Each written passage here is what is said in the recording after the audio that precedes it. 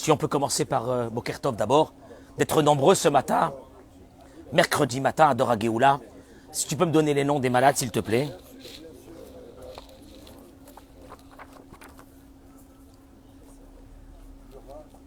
J'attends. Yora Bataziza. Shelly Batsipora. Monique Esther Batodet. Joël Teila Batodet. Jocelyne Batoraïda. Tu peux tousser entre-temps, hein, Richard, je connais les noms. Tu peux tousser en même temps que tu dis les noms. Lise Noémie Badjouli Frecha. Je suis fort, la vérité. je connais. Et si Dieu veut qu'un jour, on n'a plus besoin de dire ces noms, parce que le mérite de cette Torah va les guérir. Amen, Kenny Ratson. Messieurs, venez approchez-vous. Samuel, come. Viens, mon chéri, viens. Raphaël, viens à côté. Viens écouter ce cours de Torah. Il est énorme. Bezrat Hashem. Entre-temps qu'on accueille nos amis sur les réseaux sociaux, ce matin on est un peu fatigué parce que hier soir, on a dormi très tard pour avoir les premiers résultats. Je résume ça en un mot. Que Dieu fasse sa volonté. En vérité, c'est quoi? Que Dieu fasse sa volonté. Pour ce beau pays que nous aimons profondément. Ce pays, on est attaché à son ADN de ce pays. C'est pas on est là comme ça. Alors, hier j'ai critiqué la politique du pays et je répète que je dénonce les sionistes qui vivent dans une béatitude de sionisme. Des brels qui sont là et qui disent le pays, il ne faut pas dire un seul mot. Et puis il y a les autres, ceux qui disent il faut dénoncer des choses pour faire avancer des choses. Parce que nous aimons ce pays. Après il y a ça, il y a ceux qui sont acteurs et il y a ceux qui sont dans la béatitude. Des ânes. Ils sont là comme ça, il ne faut pas dire un mot sur le pays. Des ânes. Comment tu dis pas un mot sur le pays? Quand aujourd'hui ma fille m'a envoyé un message hier, elle m'a dit papa, il faut gagner combien pour pouvoir acheter un appartement? Parce que les Français en France ne comprennent pas cette idée. C'est que moi, dans quelques mois, je devrais sortir de mon appartement parce que le propriétaire veut le vendre. En France, nous avons des appartements qui étaient des appartements de l'État où on vivait pendant 25 ans, 30 ans dans un appartement. Aujourd'hui en Israël, si tu n'as pas ton appartement, Simon, tu es quoi? Vas-y, dis le mot. SDF. Ah bon, faut pas parler sur le pays. C'est assourd de parler sur le pays. Je dénonce ce sionisme de béatitude qui veut rien dire. Et moi, je préfère être un acteur de ce pays et de me battre. Pour une idéologie qui est du social dans ce pays, qui est un pays capitaliste, Simon, de devenir un pays avec un peu de social. Ah bon? Ah oui? Ah ben qu'est-ce qu'il y a? Ah ben non. Alors le sacro-saint mot qui ressort. Le sacro-saint mot qui ressort, c'est quoi? Ben, c'est un pays qui est en guerre. Il peut être en guerre. Il a des excédents, ce pays. Ce pays devrait aider. Aujourd'hui, il a du gaz. Ce pays devrait aider 2,5 millions de personnes qui ne peuvent pas vivre. Fin de... Comment? Fin de la discussion. Mais cette idée-là des Olim qui sont arrivés il y a 25 ans, 30 ans, qu'il ne faut pas parler. Faut rien parler. Faut rien dire. Parce que je sais pas. Il paraît que c'est interdit de dire. Comment? Il y a 20 ans. Ah ouais, bien sûr. C'est pour ça qu'eux, ils sont bien placés aujourd'hui. Ah, merci Raphaël. Mais aujourd'hui, moi, ce que je veux, c'est que mes frères de France et d'ailleurs puissent venir avec nous. Je peux vous dire une chose? Ne vous approchez même pas de notre quartier. C'est impossible. Si vous êtes milliardaire, Baruch Haba. Si vous êtes comme moi, ne vous approchez pas du tout d'ici. Ouais, mais alors on fait comment? Et Akadosh Baruch Hu nous a envoyé la pluie en direct. On va se mettre juste un peu. Qu'est-ce que c'est beau ça? La pluie en direct dans la terre d'Israël. Juste mes chaises, Raphaël. Mes 2 chaises là-bas avant qu'elles se mouillent. Ouais. Non. C'est bon. Pardon? Alors on va, alors, extraordinaire. Pluie en direct. Alors tout le monde est rentré. On va rentrer à l'intérieur. Baruch Hashem. Baruch Hashem. Baruch Hashem. Raphaël, si je peux avoir mes livres ici, mon pupitre. Comme ça on va commencer. Allez, le cours d'aujourd'hui. Extraordinaire. Extraordinaire. Amen, amen, amen, amen. Amen. On aime ce pays. C'est quoi cette idée-là?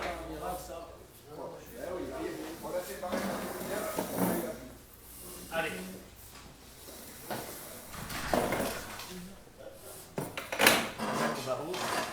Il y a ça, il me manque un livre.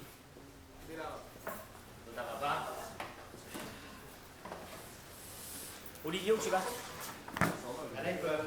Olivier, où tu vas? Olivier, il pleut, tu restes ici. Il n'y a pas où aller. Allez. Après cette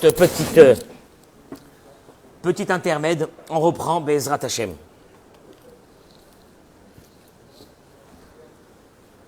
Je voudrais apporter mon idée que j'ai aujourd'hui à travers quelque chose que la paracha nous raconte dans cette semaine, qui est la suivante. Le neveu d'Avraham Avinu qui est parti avec Avraham vers la terre d'Israël, à un moment donné, il y a une rupture entre lui et Avraham.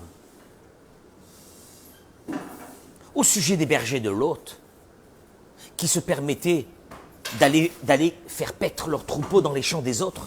C'est-à-dire que Lot avait un problème. Il y a un problème avec l'argent. Et la Torah nous raconte que il est parti à Sodome et Gomorre. Et la Torah nous dit Vanche Sedom, Raïm, Vechataïm, Admeod. Et les gens de Sédom étaient Raïm. C'est quoi Raïm, Samuel? Ra, mauvais. Chataïm. Chataïm. Mais ils fautaient l'Hachem contre Dieu. Méod. Méod. Beaucoup. Rachi ramène. Raïm et Chataïm, c'est quoi ces superlatifs? Mauvais et pécheur d'Afal Piken. Pourquoi la Torah a besoin de nous dire ça sur les gens de Sodome et Gomorre? D'Afal Piken, Rachid dit. Et quand même. Lonim na'lot milishkon imahem. Cela n'a pas empêché Lot d'aller vivre avec eux. C'est les mots du Rachi. Qu'est-ce que la Torah est venue nous raconter ici? Un de nos grands maîtres ramène une chose extraordinaire. Halolot ayamechoubar la tahor. S'il y avait quelqu'un qui a été dans sa vie connecté avec la pureté la plus grande, celle de notre père Abraham, c'est qui? C'est bien qui? C'est Lot. Vezachal yot amikurav agadol biyoter le Avraham Avinu. Il a été celui qui s'est connecté avec Avraham Avinu le plus, d'apprendre de lui son fonctionnement. Oublie ça fait qu'il y a et certainement, il dit ce Rav, l'autre savait que la première des choses qu'il fallait dans une vie, c'est de s'éloigner de gens qui sont quoi? Néfastes, mauvais. La ville de Sodome et Gomorre était une ville qui avait construit son idéologie sur une idée. Laquelle? Si on aide les pauvres, un, il n'y en aura plus qui viendront, et deux, nous deviendrons pauvres. Traduction, s'il y a une humanité, que sa conception était la stérilité de la vie. Stérile, quelqu'un qui est stérile, c'est quelqu'un qui ne donne rien. En deux mots, tu peux dire des fois sur quelqu'un, il ne sert à rien dans la société. La stérilité. Eux, c'était ça. Rien. Tout pour nous, rien pour les autres. Le contraire de l'humanité. Lui, il était collé, ce Lot était collé, ce neveu d'Avraham Avinu, il était collé avec qui? Avec l'antithèse de Sodome et Gomorre. Avec qui il était collé? Avec la personne qui a dit « Je voue ma vie » à l'humanité qui était Avraham Avinu, tu me suis? Alors il pose la question et dit « Velamrod zot, lo sama atzor lirucho valar lago b'chechenut shel Hashem Sodom, rai, er kara davar hazeh » Comment se fait-il qu'un homme qui a vécu avec Abraham Avinu va se retrouver en quelques semaines dans l'antithèse de Abraham Avinu? Tu peux m'expliquer? Je te pose une question véritable. Tu vis avec des personnes qui sont d'un niveau moral extraordinaire. Est-ce que en quelques semaines, tu peux te retrouver avec d'autres personnes qui sont le contraire de ce que tu as vécu jusqu'à aujourd'hui? Comment ça marche dans ta tête? Tu me suis? Ça a été ça la question qu'a posée ce grand rave. Parce que pour te retrouver à Sodome et Gomorrhe alors que tu as vécu pendant des dizaines d'années avec l'homme dont le symbole de cet homme était quoi? Le chesed. Chesed, les Avraham. Titen emet li Yaakov, chesed, les Avraham. Avraham Avinu, c'était la bonté la plus totale dans le monde. Avraham Avinu avait pris pour lui que le chesed, c'est de marcher avec Dieu. Or, Dieu fait du chesed. Il veut de toi cette bonté pour qu'en faisant cette bonté, tu te connectes à lui de ton vivant et que tu marches avec lui. Comment tu peux te retrouver dans un autre endroit pareil? Excusez-moi, je ne sais même pas si j'ai accueilli mes amis sur les réseaux sociaux. Mettez-moi les noms des malades. De Bracha et de Hatzlacha, Bezrat Hashem. La pluie, les premières pluies sont en train de tomber en Israël. Que ça soit une Bracha, une Hatzlacha sur vous, Amen Kedi Ratzon.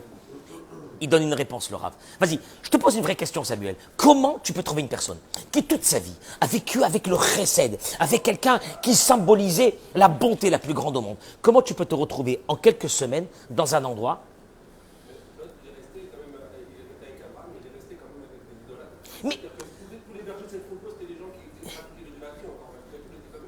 Mais même si mes bergers font des problèmes et sont des voleurs, hein, je me mets à la place de l'autre, je ne peux pas quitter cet homme dans lequel je suis connecté avec lui depuis des...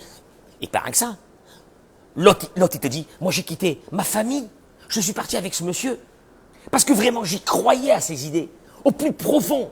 Je quitte mon pays, je quitte tout le monde et je vais avec lui, parce que j'adhère à ses idées. Si je n'adhérais pas à ses idées, je n'aurais pas quitté ma famille. Alors comment de là puisse se passer une rupture d'une violence phénoménale et se retrouver à Sodome et Gomorrhe, qui est l'antithèse d'Abraham Avinu? Une vraie question psychologique. Là, on n'est pas en train de raconter l'histoire de l'autre, on est en train de raconter l'histoire de l'homme. Vous savez la réponse qu'il donne, ce rave-là? Parce que cette réponse-là va me permettre d'ouvrir une porte dans notre vie. Et là, Zohi, Kocha Shel Ta'ava. Il dit, si vous vous posez cette question, sachez une chose, c'est que vous vous méprenez sur la puissance, sur la force dévastatrice, qui est la ta'ava, les envies. On va voir. L'autre avait un seul problème. Cette envie qu'il avait, qui était habitée par cette envie, chacun peut avoir des envies différentes. Lui, il était habité par une envie, l'argent. Et d'un seul coup, il constate qu'il y a un endroit, Monaco, en Israël, un endroit qui s'appelle Monaco, mieux que Monaco, mieux que la Suisse. C'était la région aujourd'hui de Yam HaMelach. C'était la région la plus verdoyante. La Gemara dit que celui qui creusait un peu la terre faisait sortir des pépites d'or, grosses comme des poings, une richesse. Et lui, il regarde ça, qu'est-ce qu'il se dit? Mon Dieu, mon Dieu, mon Dieu. Tu sais quand tu dis, mais quelle embellie, mon Dieu. Et là, il dit, Itpa'aloto al Gavra. Et son envie est partie en augmentant. Jusqu'à qu'à un moment donné, voilà le point culminant de l'histoire. À un moment donné, tes yeux se voilent. Quand l'envie, écoutez-moi bien, c'est un mécanisme extraordinaire. Quand l'envie prend la personne, le fonctionnement de l'envie fait qu'une chose immédiate se met en place. Ta vision se brouille. Il explique. Et il dit comme ça. Que Kacher Mizdamenet la Adam Ta'ava, il dit ce rave. Quand malheureusement une envie arrive devant la personne, il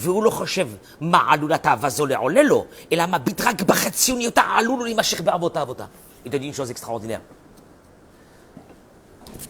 Les grands escrocs. Les grands escrocs. Vous allez me dire si c'est pas vrai.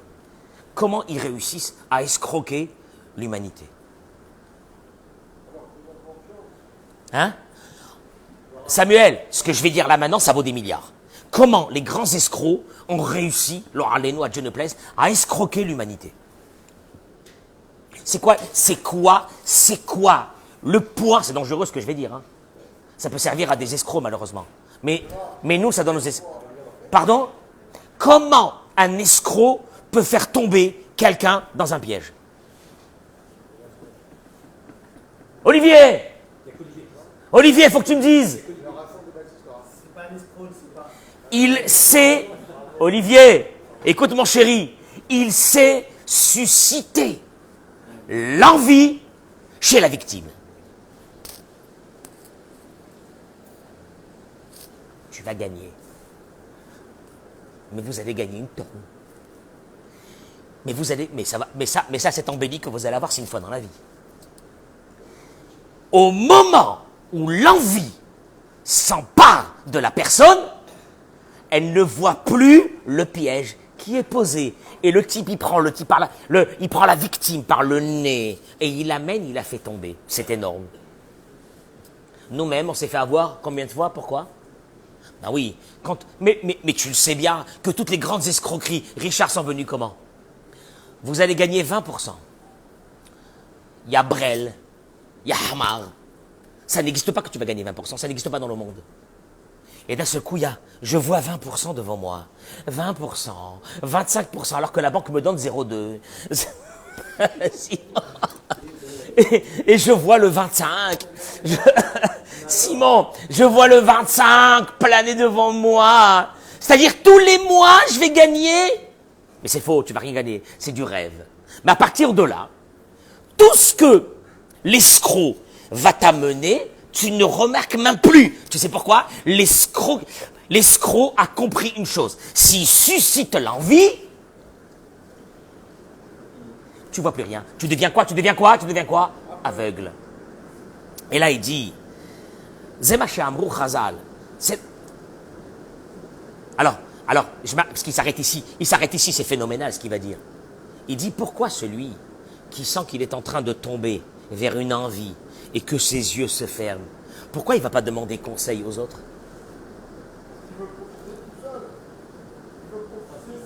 Énormissime ce que je vais dire.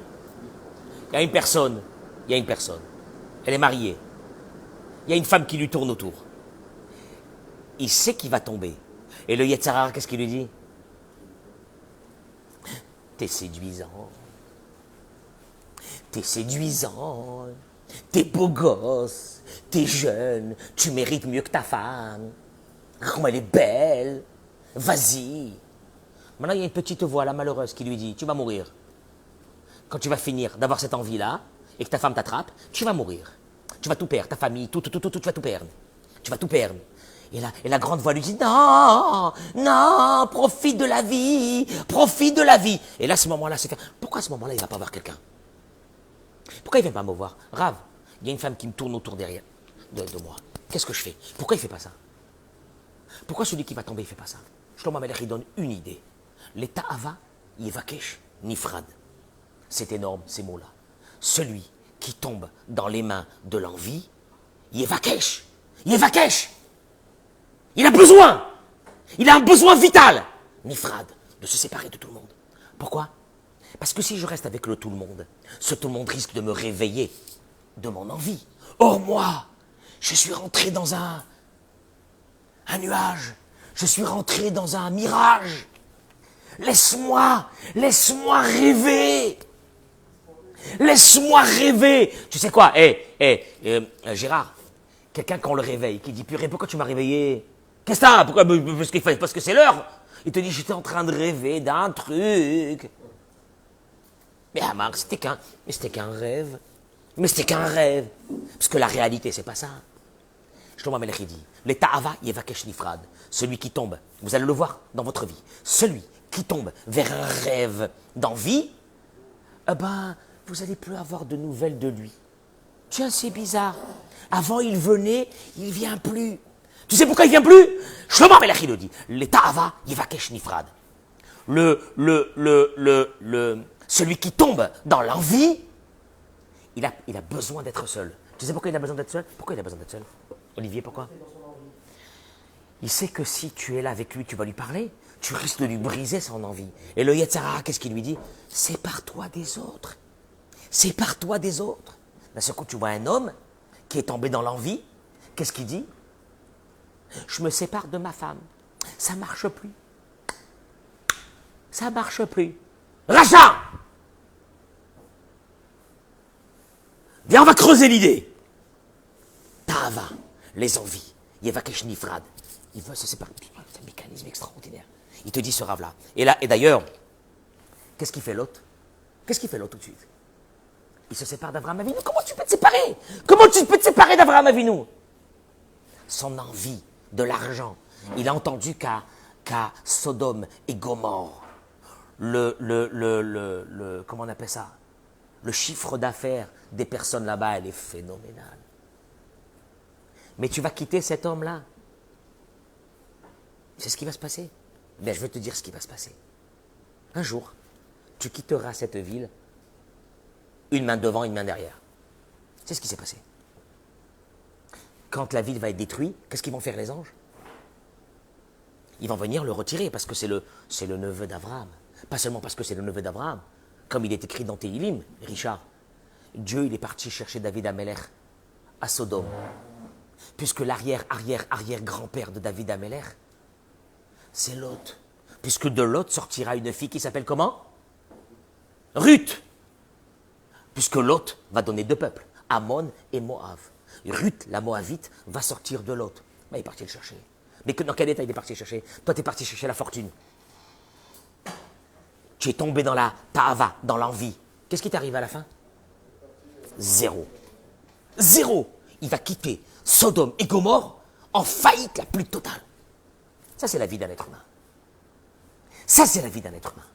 Mais le Yetzer Hara, il est là, te dit, ne parle avec personne. Kiffe ta race. Profite de la vie. C'est énorme ce qui t'arrive. Il y a un homme qui te tourne autour. Il y a une femme qui te tourne autour. C'est bon. C'est énorme. C'est beau.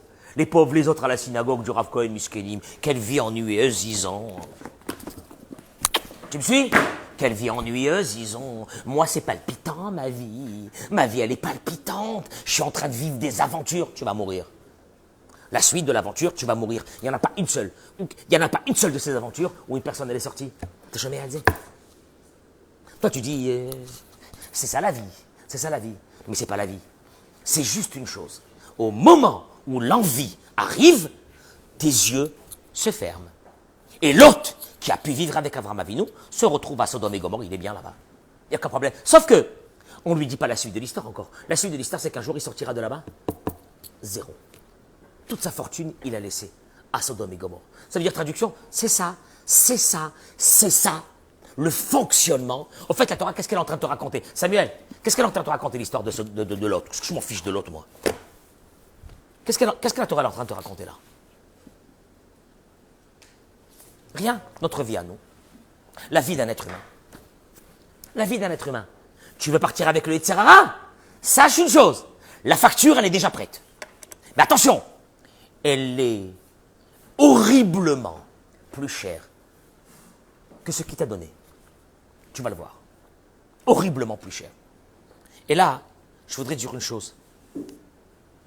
Parce que, Bémet, c'est ça notre vie. C'est ça notre vie. Yaakov Avinu, beaucoup plus tard, quand il voudra rentrer en Israël, il va se retrouver devant, vous le savez tous dans la Torah, l'ange de qui? De Esav. L'ange de Esav qui est, le Talmud dit, le symbole de quoi? Du Samermem, du Yetzer Hara, du Satan. C'était l'ange de Esav, qui s'occupe de Esav, mais en même temps c'est l'accusateur, c'est celui qui veut nous faire tomber.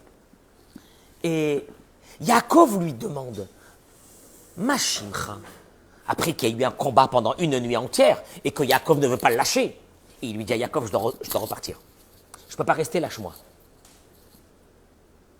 Yaakov, il lui dit, je ne te lâcherai pas. D'abord, bénis-moi. Il lui a dit, tu t'appelleras plus Yaakov, tu t'appelleras comment? Israël. Mais, et là, à ce moment-là, après que Yaakov lui a dit quel était son nom, qui était Yaakov, le minimum, c'est que quand Yaakov lui demande, et toi, comment tu t'appelles? Il devrait quoi? Lui donner son nom. La réponse, elle est de l'ange. Ma tishal lishmi. En deux mots, tu n'as pas à me demander mon nom? Et apparemment, Yaakov a compris de là une réponse d'une clarté totale, et Yaakov le laisse. Je te pose une vraie question, David. Qu'est-ce qu'il a répondu?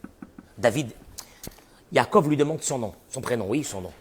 Il devrait quoi, Olivier? Lui répondre son prénom. Il lui dit, pourquoi tu demandes mon nom? Ah, il lui dit, ah ben j'ai compris. Et il le laisse partir. T'as compris quelque chose, toi? Regarde, Wallo. Et là, il dit, le Rav Zamir, une chose extraordinaire. Yaakov Avinu n'a pas, par curiosité, demandé le nom de l'ange. Et toi, comment tu t'appelles? C'est pas ça l'histoire. Et là, maintenant que l'ange de Esav est dans ses mains, Yaakov va essayer Yaakov, il avait une occasion unique dans la vie. C'est quoi le secret de cet ange pour faire tomber l'humanité? Il nous a fracassés. Un couple sur deux est fracassé. Une famille sur deux est détruite. Une école, dans une école, il y a la moitié des enfants qui sont déjà atteints psychologiquement. Je dis bien atteints psychologiquement, dont leur avenir est menacé. Leur avenir est menacé, ce n'est pas des mots que je dis pour animer la galerie. Leur avenir est menacé. Leur avenir normal. Je ne parle même pas religieux, normal. Et pourquoi tout ça? Yetzer hara dans ces familles. Le mari il est parti, la femme elle est partie, etc. Et qu'est-ce qu'il y a? L'homme il a dit j'en ai marre, faut que j'ai le droit du bonheur. Parce que lui cherche le bonheur. Ou la femme elle a dit la même chose. Et le Yetzer hara il les a pris tous. Maintenant Yaakov Avinu il a dans ses mains cet ange. Il dit je vais faire sortir son ADN pour savoir. Son nom, c'est pas le nom de l'ange qu'il veut. Qu'est-ce qu'il veut lui? La carte d'identité de ce Yetzer hara. En ayant la carte d'identité du Yetzer hara, on pourrait quoi? Et on pourrait se battre. C'est qui? Comment il fonctionne? Quand tu sais comment un ennemi fonctionne, qu'est-ce que tu fais? Tu deviens beaucoup plus fort. Simon, si tu as des informations sur l'ennemi, tu deviens quoi tout de suite? Beaucoup plus fort. Comment il fonctionne? Comment il fonctionne? C'était ça, la question de Yaakov Avinu. C'est quoi ton nom? La réponse, il lui a dit, Yetzer hara Ana. C'est énorme. Le Yetzer hara, il lui dit, Eneni achol omar et shemi. Je ne peux pas te dire mon nom. Mais il ne va pas te dire mon nom. Je vais mettre une claque. Qu'est-ce que ça veut dire que je ne peux pas te dire mon nom?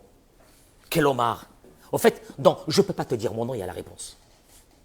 Je ne peux pas te dire mon nom, c'est la réponse. Quoi? Eneni achol omar maïmaouti. Je ne peux pas te dire vraiment ma réalité. Qui a aimé Tishen bimamashut. Mais vous écoutez ça, vous avez envie de pleurer. Pachout, celui qui dit ça et qui réécoute ça, il a envie de pleurer toute sa vie. Je ne peux pas te dire mon nom, je ne peux pas te dire ma réalité. Tu sais pourquoi? Parce que j'ai aucune réalité. J'existe pas. Hein? J'existe pas. C'est ça ma réussite, il lui a dit à Yaakov. Pourquoi tu me demandes mon nom? J'ai pas de nom. Comment t'as pas de nom? Je suis pas réel. Tu sais qu'est-ce que je suis moi? Une illusion. C'est tout. Achizat enaim vidimion kozev. Une illusion. Animare la adam kilu tmunim bamtarti. Je fais. Franck, je montre à l'homme. Je fais une illusion. Dans les jours à venir, il va tomber dans un bonheur de malade. Vono yodea shakol kemo boat sabon. Mais il ne sait pas, lui, l'homme, que c'est une bulle de savon. Très coloriée. Que d'un seul coup, mitpot 7-7, elle explose. Nous ravéaillons. Ça, tu dis, ça, c'est la vie? C'est ça, la vie. Allez, va. Allez, va chercher l'illusion. Va chercher l'illusion. Va chercher la drogue. Va chercher ce que tu veux. Va. Va chercher les femmes. Va chercher tout ça. Va chercher les hommes. Va. Mais c'est qu'une bulle de savon. N'oublie jamais, c'est qu'une bulle de savon. Maintenant, si toi, tu sais que c'est une bulle de savon, qu'est-ce que tu fais? Même quand on te montre devant toi quelque chose de très beau, qu'est-ce que tu te dis? Je le sais et je l'ai appris. Que derrière cette façade d'une beauté extraordinaire, il y a quoi? Il y a quoi? Jamais, le Yetzer hara t'a donné quelque chose. Il te donne l'impression d'un bonheur. Ne le cherche pas derrière ça, il n'y a pas. Tu ne trouveras jamais ce bonheur. J'ai jamais vu un homme qui a trompé sa femme, qui est parti avec une autre, et que depuis, il vit une vie d'un bonheur extraordinaire. J'ai jamais vu une femme qui a trompé son mari, et qu'à la fin, elle s'est mariée avec un autre, qu'elle vit une vie de bonheur. Jamais. Si quelqu'un connaît ça, qui vient me le dire. J'ai jamais vu ça. J'ai jamais vu. J'ai jamais vu quelqu'un qui a volé, et que 20 ans plus tard, il est dans un grand bonheur. Ça se paye. Mais ça se paye au centime près. Vous vous rendez même pas compte. Le seul problème, tu sais qu'est-ce qu'il faut dans la vie? Il faut du temps pour voir. Moi, j'étais en train de réfléchir ce matin pendant la prière. J'approche de la soixantaine. Je me souviens de personnes, j'avais l'âge de 10 ans, qui étaient de grands jet-setters. Comment on les appelle, c'est ça? Des grands. Où la vie, où tout était kiff. Rien n'était sérieux. Et vas-y du Yetzirara au Yetzirara. J'avais 10 ans. J'avais 10 ans. Sont passés combien, si vous avez le calcul? Combien sont passés depuis? 50 ans. Si l'humanité savait ce que j'ai vu, et les conclusions de ça, je te jure d'une chose. Le soir, tu rentres chez toi à la maison, et tu devrais être dans un grand bonheur de ta vie, entre guillemets, médiocre. Tu ne sais pas que cette médiocrité-là de ta vie, c'est la chose la plus véritable de ta vie, qui, elle, ne disparaîtra jamais. Tu vas rentrer à la maison, tu vas t'occuper de tes enfants, tu vas t'occuper de ta femme, tu vas t'occuper de ton mari. Tu ne sais pas que c'est ça la vie. Et toi, tu es là en train de regarder le pire. Je le répéterai tous les jours s'il le faut, jusqu'au jour où c'est que Facebook me bloquera. Tous ceux qui vivent avec Instagram vont terminer en dépression. Sachez-le. Samuel, c'est une des grandes... Attention, hein, on est en train de parler d'une des grandes maladies du siècle. Celle de vivre par procuration le bonheur qui n'est pas un vrai bonheur, hein, c'est pas vrai, le bonheur des autres. Par procuration, le bonheur des autres. Nos jeunes aujourd'hui sont que dans ces réseaux-là, le bonheur des autres. Et là, il y a une mutation qui est en train de se faire. Et je voudrais terminer juste par quelques mots. Vous savez bien combien je suis conscient que la fille, la femme, dans notre religion, c'est le pilier de notre peuple. C'est le pilier de notre peuple. C'est le pilier de notre peuple. Tu enlèves les femmes, on est foutu. C'est le pilier de notre peuple. Et là-bas, qui c'est qui fait grandir nos enfants? Qui c'est qui les fait grandir dans leur ventre? Qui c'est qui leur donne l'ADN de ce qu'ils sont? C'est ces femmes. On est bien d'accord. Et là, il dit le Rav une chose, le Rav Arouche, il dit une chose. L'un des phénomènes dramatiques, je traduis mot pour mot, qui est en train de se relever dans notre époque, c'est la perte de respect, d'honneur, de prestige de nos filles, de nos femmes. Nashim Rabot, beaucoup de femmes, mafkirot et kevodam bekalut nora, perdent ou sont prêts à perdre ce prestige, ce respect, avec une facilité déconcertante. Bishvil kamamilim shel Hanoufa, pour quelques mots. Il va expliquer ça. Mafkirot et adavar achashuv beyoter sheyesh lahem et kevodam. Il est en train d'expliquer ici à travers ça, il dit la chose suivante. Quand tu sais une chose, celui qui ne sait pas cette chose, je vous dis la vérité, pour moi, 1, il n'est pas marié, 2, je suis sûr et certain que son couple n'est pas heureux, 3, peut-être qu'il va à la fin. Une chose, tout tourne autour d'une chose. Celui qui ne sait pas qu'une femme fonctionne avec une chose, Franck, une chose. Le respect, le kavod, le prestige de la femme. Moi, toujours je me suis posé cette question, est-ce que c'était vrai? Et plus je creuse dans cette idée, plus je me rends compte qu'une femme fonctionne qu'avec une chose. Ce respect qu'on lui donne, cette première place qu'elle a à nous, dans nos yeux et dans notre cœur des hommes, et c'est le seul C'est le seul épanouissement d'une femme aujourd'hui dans le monde. Malheureusement, il dit le Rav, cela ne provient pas de quelque chose de mauvais de la femme, ça provient que son âme vient d'un endroit qui s'appelle dans le ciel le Kavod. Quand tu dis Melech HaKavod, Melech HaKavod, tu connais dans le Mizmor de Tehilim, on dit Melech HaKavod. La femme provient d'un endroit qui s'appelle le prestige. Et il dit, c'est sa faiblesse. Quelle faiblesse? Elle va être à la recherche de cette attention.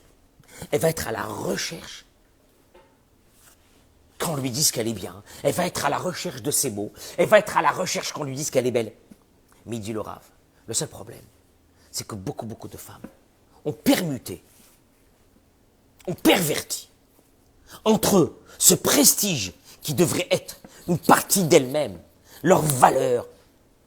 Une maman dans une maison, si elle n'est pas là, la maison est foutue. Une maman, elle a un rôle. Bien sûr qu'elle peut travailler dehors de la maison, il n'y a aucun problème. Mais elle a un rôle, c'est elle qui éduque ses enfants. C'est vrai qu'il y a papa qui est là et qui donne le cap, mais c'est maman qui applique cette éducation. Si la maman n'applique pas cette éducation, les enfants ne seront jamais éduqués. Elle a un rôle fondamental. Mais malheureusement, elle a besoin d'une chose. Malheureusement ou heureusement, elle a besoin d'une chose. Elle a besoin de ce respect. Et malheureusement, aujourd'hui, qu'est-ce qu'on a trouvé? Que le monde moderne a permuté de ce respect qui aurait dû être un respect vers une femme. Parce que pour nous, une femme, c'est une icône. Parce que pour nous, une femme, c'est la base du peuple d'Israël. Parce que pour nous, quand on devrait s'adresser à une femme, comment on devrait s'adresser à elle? Comme à une princesse, à une reine. Oui, c'est la réalité. Et son âme le demande. Et elle a besoin de ça. Puis on est passé à autre chose dans le monde moderne. C'est quoi? La facilité. C'est quoi la facilité? Le corps. Je vais récupérer ce respect, pas à travers moi, pas à travers qui suis-je, je parle de la femme, pas à travers mon intelligence, pas à travers mes capacités, pas à travers ce que je fais dans la vie de tous les jours, pas à travers de ce que je fais dans ma maison, mais à travers une chose.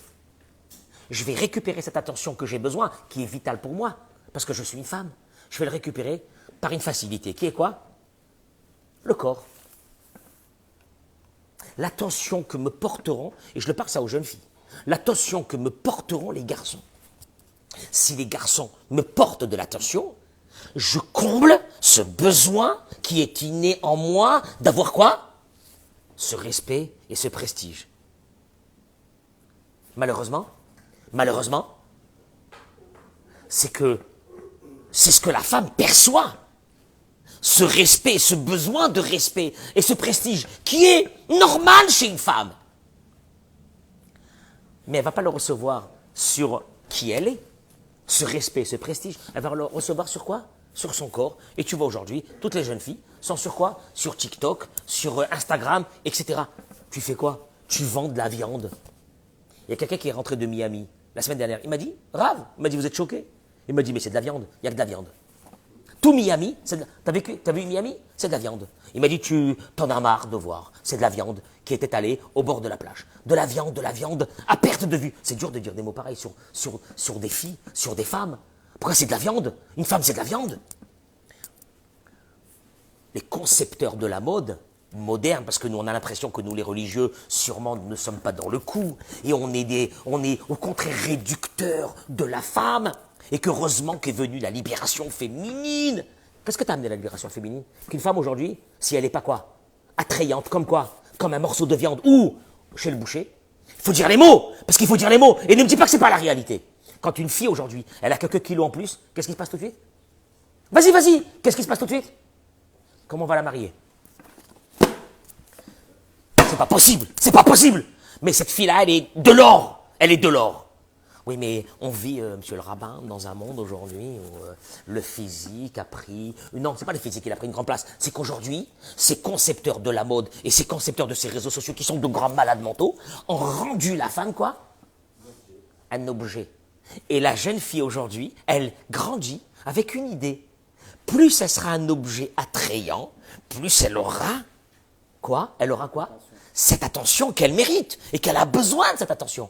Le seul problème, c'est qu'avant, quand on regardait une femme, c'était une princesse, c'était une femme. Dans le monde religieux, une femme, c'est pas... Une femme, c'est... Je suis rentré dans l'école Oroth Israël, j'ai vu là-bas les morotes. des religieuses qui viennent de Bnei Brak, c'est des femmes. Elles te parlent, il y a un truc, tu les regardes. Tu ne regardes pas un morceau de viande. Parce qu'elles sont intelligentes, parce qu'elles ont fait des études, parce qu'elles ont appris, parce qu'elles ont des capacités. Elles existent, ces femmes-là. Non, non, non, non, dans les réseaux sociaux, elles n'existent pas. Elles n'existent pas. Elles existent si elles montrent leur corps tout nu. Ça, elles existent. En fin de compte, elles ont permuté. Et pour elles, aujourd'hui, elles pensent que c'est ça le succès. Et à travers ça, le nombre de personnes qui vont les regarder, c'est horrible. Ce que je suis en train de dire, c'est horrible, c'est abject. C'est la fin du monde. Comment ça se fait qu'on ne se réveille pas sur ça? Ta'ava. Quand il y a l'envie, tout est normal. Quand il y a l'envie, tout est normal. Est-ce que quelqu'un va se lever un jour contre ces réseaux et contre ces machins en se disant mais c'est pas possible? On est arrivé dans une situation aujourd'hui où on est devenu, nos filles et nos femmes sont devenues quoi? Des morceaux de viande? Oui, c'est la mode. La mode, ça veut dire quoi? C'est ça, c'est ça, c'est ça, c'est ça. Voilà. C'est-à-dire que tu n'existes plus en tant que femme. Tu existes en tant qu'un morceau de viande. Où ils sont? Où ils sont ces mouvements de la libération de la femme? Où ils sont aujourd'hui? Pourquoi ils ne parlent pas sur ce qui se passe dans les réseaux? La personne ne parle. Tout va très bien. Eh bien, au contraire, aujourd'hui, les femmes ont du succès. C'est des morceaux de viande dans lesquels des hommes se mettent et font leur supermarché tous les jours. Et elles ont du succès. Et c'est des stars. Et quand tu parles à nos jeunes, qu'est-ce que tu veux devenir plus tard? Il y en avait un, il m'a dit ça, je pensais que j'allais attraper une crise cardiaque. Il m'a dit, Rabbi, moi je ne peux pas faire des études. Je dis, un garçon très gentil. Moi je vais devenir influenceur.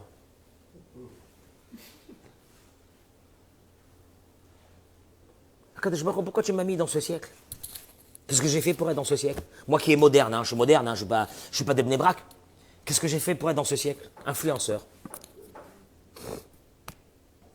On est à la fin. Alors, soit on ne parle pas de tout ça, soit on ne parle pas de tout ça. Soit on dénonce, en se disant à un moment donné, qu'est-ce que tu es toi, une femme? Tu es quoi? Tu oublies qui tu es? Béhémet, c'est quoi ça? Réflexion pour aujourd'hui. S'il vous plaît, vous pouvez me partager ce cours-là, même que les jeunes regardent, que les jeunes filles regardent, que celles qui ont quelques kilos en trop, sachent qu'elles existent et qu'elles sont extraordinaires parce qu'elles ont un intérieur, elles ont une âme, elles existent. Tu n'existes pas si tu fais taille 38. Même si tu fais 42, tu existes. Maïesh, quoi, tu n'existes pas? Alors on est mort. Qu'est-ce qui nous reste dans notre vie? Dites à vos fils ça. Expliquez à vos fils ça, qu'il y a autre chose que ces réseaux numériques qui ne veulent plus rien dire. Bon, ils nous permettent à nous de faire un cours de Torah, mais pas plus que ça. Va traîner là-dedans, c'est traîner dans la boue, c'est traîner là-dedans. Tu allumes Instagram, pas shoot, au moment d'allumer Instagram, tu es rentré dans quoi? Mais dans les égouts de la perversion de l'être humain, où une femme est qu'un morceau de chair. T'as mes vignettes. Et toi, après, tu vas regarder tes filles, tu vas dire quoi? Qu'est-ce que tu veux de ta fille? Qu'est-ce que tu veux de ta femme? Qu'est-ce que tu veux de toi-même? Réflexion, Toda Rabba. Beracha Batzlacha, très bonne journée.